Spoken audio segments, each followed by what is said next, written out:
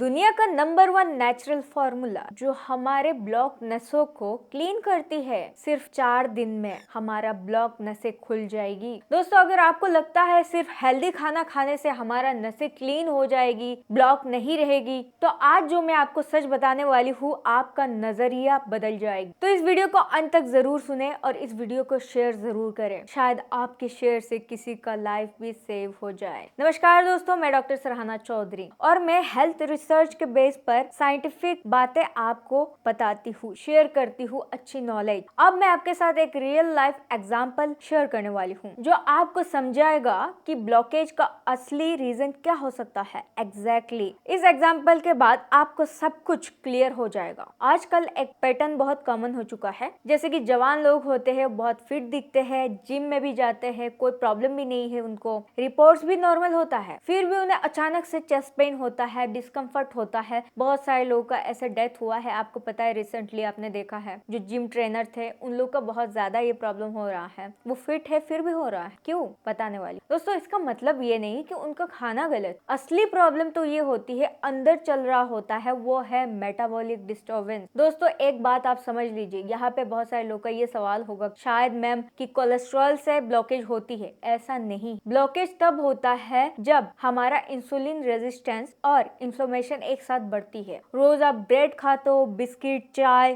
Pasta, noodles, fruit juice और sugar वाली बहुत सारे अलग चीजें भी, ये सब चीजें आपके लिए अंदर ऐसा काम करता है जो दवाई खा के भी ना आपका काम जो नहीं होता है, वो चीज नुकसान पहुंचाती है। बार बार हमारे ब्लड शुगर को वो स्पाइक करता है। ब्लड शुगर स्पाइक होती है तो बॉडी हमारा इंसुलिन बनाती है, और जब इंसुलिन हाई रहता है तो बॉडी इंसुलिन की बात सुनना बंद कर देता है। इसको कहते हैं इंसुलिन रेजिस्टेंस। और ये ब्लॉकेज कैसे बनाता है? जब इंसुलिन हाई होता है तो हमारा बॉडी में इन्फ्लेमेशन बढ़ जाता है। इन्फ्लेमेशन बढ़ता है तो हमारा आर्टरी का जो वॉल होता है वो वीक पड़ जाता है, और आर्टरी वॉल अगर वीक पड़ता है तो उसमें छोटे छोटे क्रैक पड़ते हैं, और अगर छोटे छोटे क्रैक पड़ते हैं तो सॉफ्ट प्लग बन जाता है, और इससे होती है ब्लॉकेज। अब सबसे पहले मीथ के बारे में बात करते हैं, क्योंकि लोग बहुत ज्यादा बहम में है। एलडीएल हाई हो तो हार्ट अटैक हो सकता है, ये हम सोचते हैं, लेकिन सच तो ये है एलडीएल कब डेंजरस हो सकता है? जब हमारी बॉडी में इन्फ्लेमेशन बढ़ती है। सिर्फ एलडीएल हाई होने से ब्लॉकेज नहीं होता दोस्तों।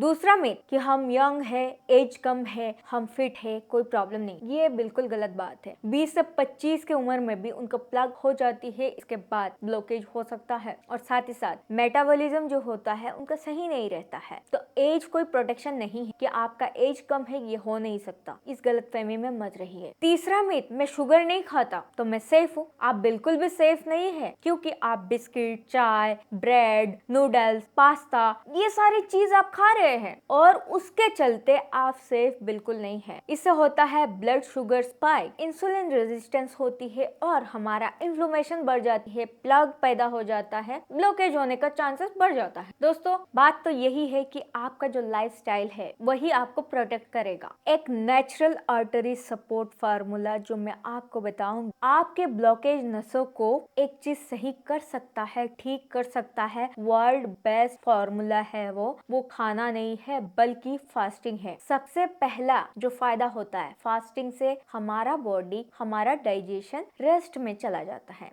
और उस वक्त बॉडी अंदर से खुद को सफाई करती, जैसे आप बाहर से सफाई करते हैं, सेम इसी तरह। इससे इन्फ्लेमेशन कम होती है, और हमारा जो शुगर है वो नॉर्मल रहती है, और आर्टरीज को रिकवर करने का चांस मिलता है। तो इससे क्या होता है, हमारा जो ब्लॉकेज होने का चांस होती है ना कि हाँ हो सकता है, वो कम हो जाती है, क्योंकि नसें खुद को वो क्लीन करती है आर्टरीज। अब हम बताते हैं सेफ कैसा है आपके लिए फास्टिंग करना, किस तरीके से आपको फास्टिंग करना है। ऐसा नहीं कि आप 3 दिन तक खाना ना खाओ, आप फास्टिंग में हो, आप कुछ भी नहीं खा रहे हो। मैं वो भी बताऊंगी कि फास्टिंग में आप क्या क्या खा सकते हो, कितने समय का फास्टिंग आपको करना चाहिए। सबके लिए सेफ है 10 से 12 घंटा। सबसे पहला 10 से 12 घंटा जो है वो सेफ है हर किसी के लिए। डिनर आप 8 PM कर लो, और ब्रेकफास्ट भी सुबह 8 AM कर लो। दूसरा है 12 to 14 आवर्स का फास्ट, ये मोस्ट इफेक्टिव है। Dinner 8 PM, breakfast 10 AM। तीसरा है 16 आवर्स का फास्टिंग, ये ऑप्शनल है। ये सिर्फ उनके लिए है जो कर सकते हैं, जो सेफ फील करते हैं करने के बाद, कोई परेशानी ना हो, सिर्फ उनके लिए। और हाँ, 24 आवर्स फास्टिंग नहीं करना है। 24 आवर्स, 72 आवर्स, भैया ये सारी ट्रेंडिंग पे चल रहा है कि हाँ इतना कर लो आप खूबसूरत बन जाओगे, आप एकदम हूर परी बन जाओगे, हूर परा बन जाओगे। आप कुछ नहीं बनने वाले, उससे उल्टा बीमारी आ जाएगी आपके अंदर। तो वो चीजें आपको नहीं करना है। फास्टिंग के टाइम आपको क्या खाना चाहिए और क्या नहीं खाना चाहिए वो मैं आपको बताऊं। पानी, coconut water, lemon water. Lemon water में चीनी वगैरह आपको मिक्स नहीं करना है। गुनगुना गर्म पानी के साथ आप लेंगे तो उससे फायदा मिलेगा। ग्रीन टी, ब्लैक कॉफी और फ्रूट्स भी ले सकते हैं। और क्या नहीं लेना चाहिए, सबसे पहले जो सुबह उठने के बाद हम लेते हैं बिस्किट, चाय, दूध वाली, फ्रूट जूस, शुगर, ये सब आपको नहीं लेना। फास्टिंग के बाद घर का खाना जो सिंपल बनता है वही लीजिए। सब्जी, दाल, एग, पनीर। बेकरी वाला कोई भी चीज आपको नहीं लेना है, फ्राइड चीज आपको नहीं लेना। दोस्तों, फास्टिंग करना कोई पनिशमेंट नहीं है, ये आपका बॉडी को रीसेट करता है, आपका नसों को भी रीसेट करता है, ब्लॉकेज से बचाता है। 10 से 14 घंटा की जो फास्टिंग होती है उससे हमारा बीपी स्टेबल रहता है, हमारा खूबसूरती भी बढ़ती है, स्किन ग्लो करने लगता है, नींद भी अच्छी होती है। और जिनका ये होता है ना कि वेट कम नहीं हो रहा है, तो फास्टिंग इसमें भी काम आता है, वेट को भी मैनेज करता है। और बॉडी को सफाई करने के लिए फास्टिंग जरूरी है। कोई दवाई ये काम नहीं कर सकता कि डिटॉक्स कर लेंगे, अलग चीजें खा लेंगे, नहीं हो सकता। पानी ज्यादा पीना इंपॉर्टेंट है फास्टिंग में। आज ही आप अपने आर्टरीज को एक हेल्दी ब्रेक दीजिए, यानी कि फास्टिंग कीजिए और हेल्दी रहिए, स्ट्रॉन्ग रहिए।